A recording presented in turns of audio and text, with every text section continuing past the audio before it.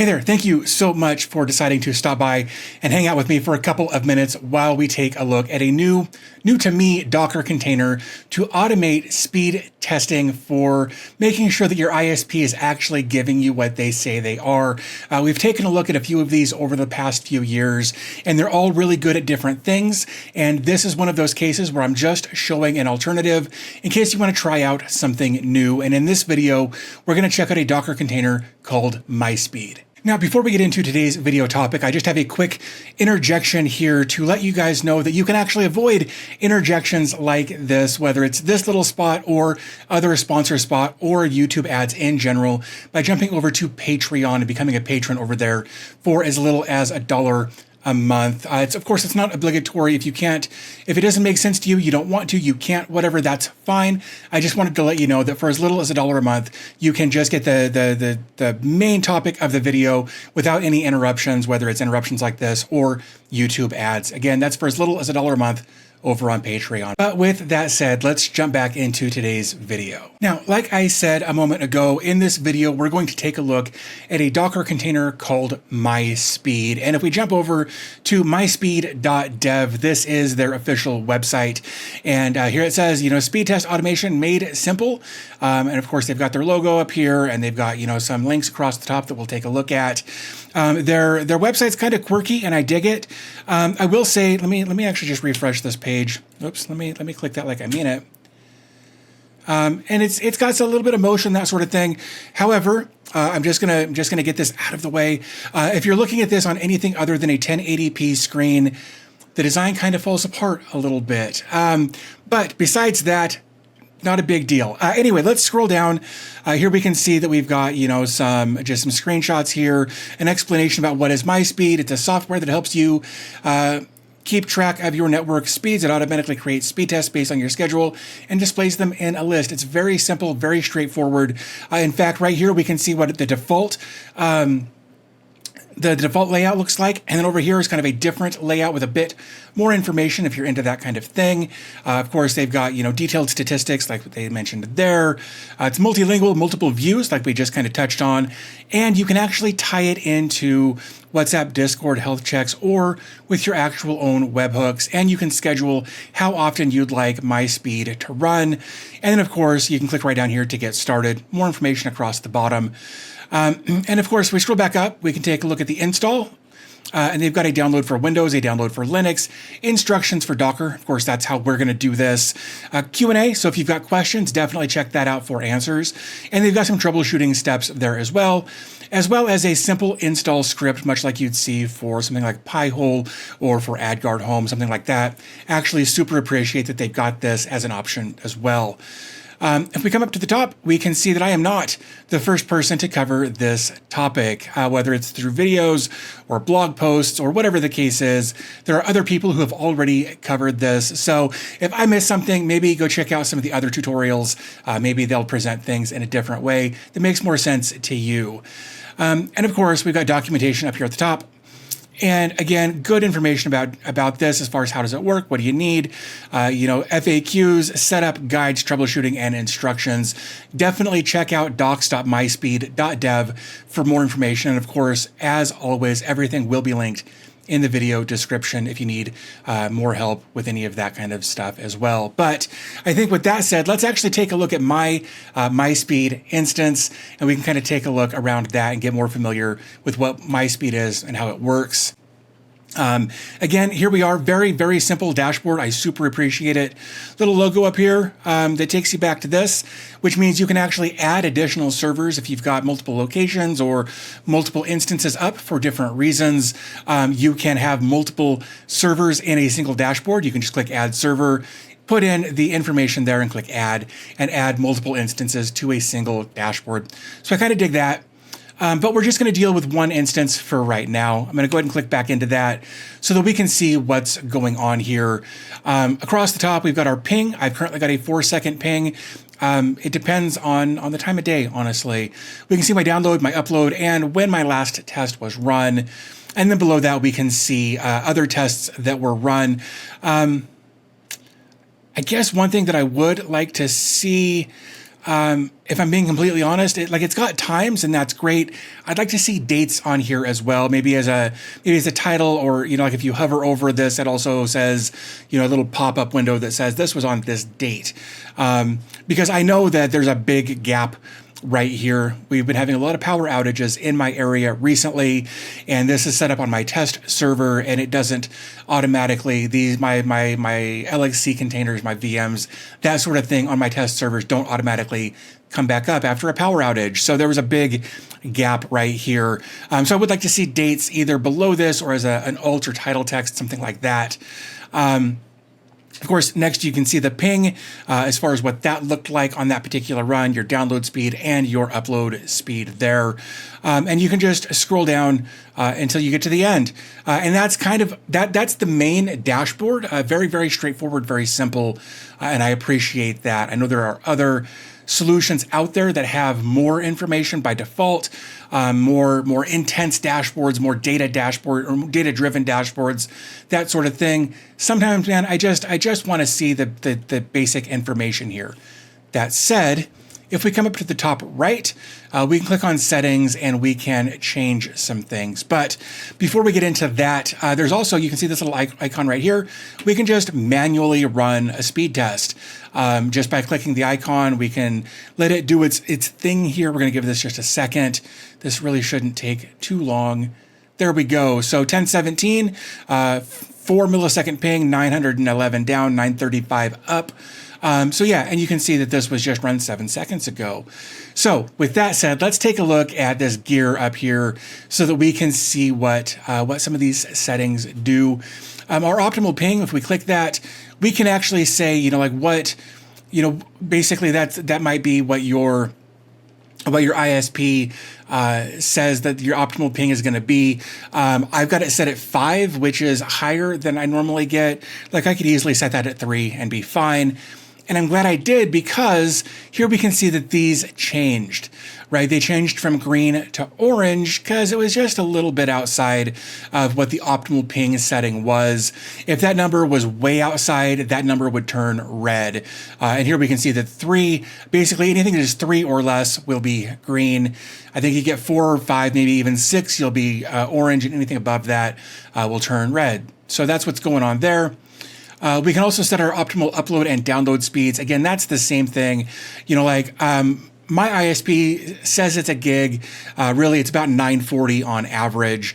So I'll just go ahead and put that in. I'll just update my download or my upload, whatever that was. That was my upload speed. I'm going to change both of these to 940. Click update. And nothing over here really changed. That's just kind of the target that we're shooting for, based, again, on what our ISP has told us. And then right here, what I think is neat, if you click on recommendations, it's like saying, hey, look, based on the last 10 tests, we found that the optimal ping was 3, download was at 934, and the upload was 926. It's best to orientate yourself on the internet contract and only adopt it if it matches that. So basically they're saying, hey, what is your ISP telling you that you're going to get compared to what we're saying here? I'm just going to go ahead and click yes, apply. And basically then it sets those as our optimal ping, our optimal everything here, based on what it has recognized based on the last 10 tests. So it even kind of automates some of that as well. I really dig that. Next, so we've done optimal stuff. We've done recommendations. We can change providers. We can use Ookla, LibreSpeed, or Cloudflare. And then we can set, which interface do we want to use, which server do we want to use. Of course, I'm in Colorado Springs, so, it's giving me those kind of things, and I can say choose automatically, or I can specify certain locations. We can choose server IDs if we want, and then, of course, depending on the server or the service you use, you may have to agree to their EULA. I've noticed from my own experience that I get much better speeds on Ookla than I do on Cloudflare, but your experience may differ from that. So choose the one that makes the most sense to you. Let's come back up to here. So that was provider. We can manage our storage. We've got 206 tests stored. We can export tests via CSV or JSON. We can import tests if we wanted to do that, or we can just delete all of our history. Our configuration here, we can export our settings, we can import our settings, or again, do a factory reset. And right here, we can see how big our database is. So pretty straightforward stuff on the storage there. We can actually add a password if we don't want this to be publicly available to whoever's on our network. If you were going to make this put this on like a public URL or something similar, I would absolutely put a password on that. But again, that's up to you, and I love that there's the option there if you want it. Next, we've got set frequency. How often do you want to run a speed test? Some people want to run it like every minute. I think that's a bit much. Very often every 30 minutes, default is every hour, rarely at 30 hours, and very rarely every 6 hours. I might want to see something like 12 or maybe like once a day, but it is what it is, and those are the options that you get by default. We come up to here, we can pause tests for X number of hours, or if you've done that and you're like, oh, I don't necessarily need that paused anymore, you can manually release that pause with the button right there. So they've actually put a lot of time and thought into some of the little details on this, and it's one of the reasons I really, really like it. We can, so we did pause test. Let's take a look at integrations here. So you can have it send Discord notifications. You can use Godify, health checks, pushover, Telegram, or your own custom webhooks. All of those are available as integrations if you want to do any of that.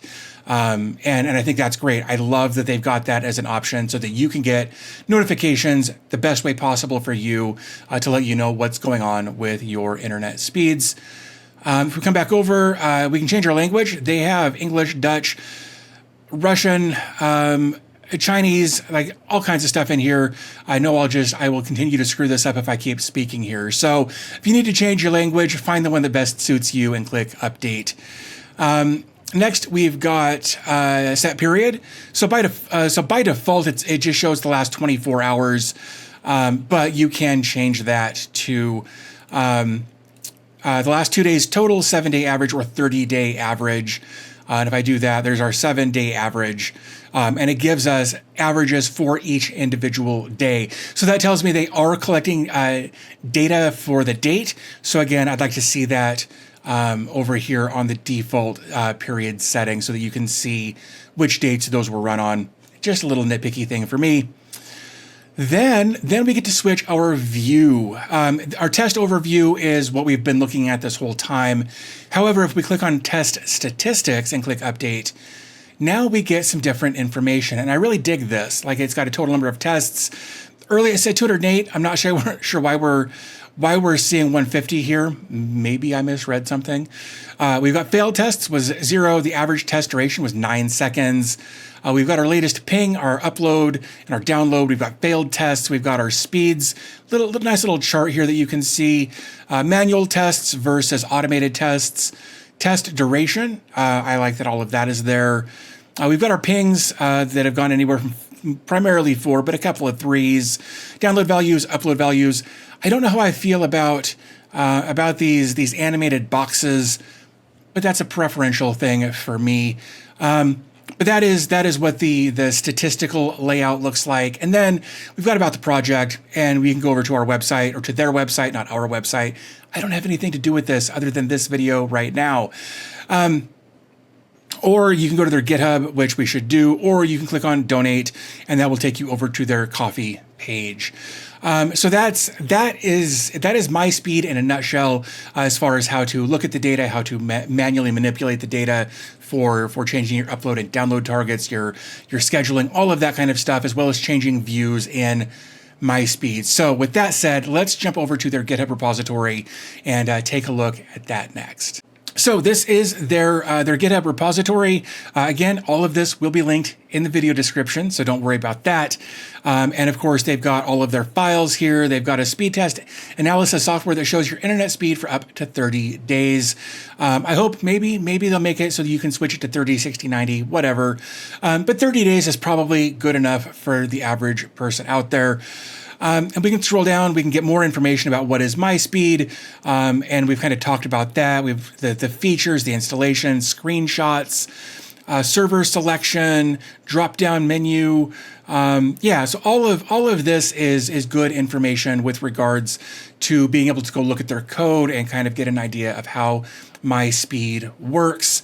But I think with that said, let's actually take a look at the Docker Compose that we're going to use in order to get MySpeed installed in Docker. So if we jump back over to myspeed.dev/install, right here we've got some instructions for Docker. So we're going to click that.